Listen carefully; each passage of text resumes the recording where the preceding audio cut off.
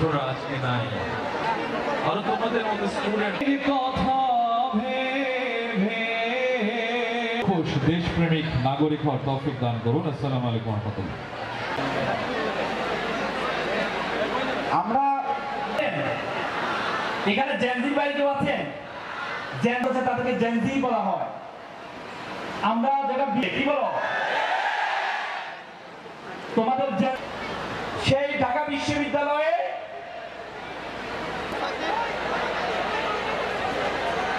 এ পর্যায়ে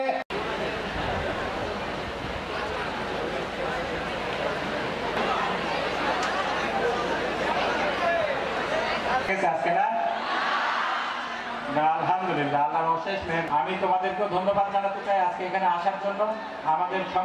আমাদের টার্গেট ছিল 3000, পরবর্তীতে রেজিস্ট্রেশন হয়েছে 4000, কিন্তু বাস্তবে এসেছে 5000-এরও বেশি ছাত্রছাত্রী।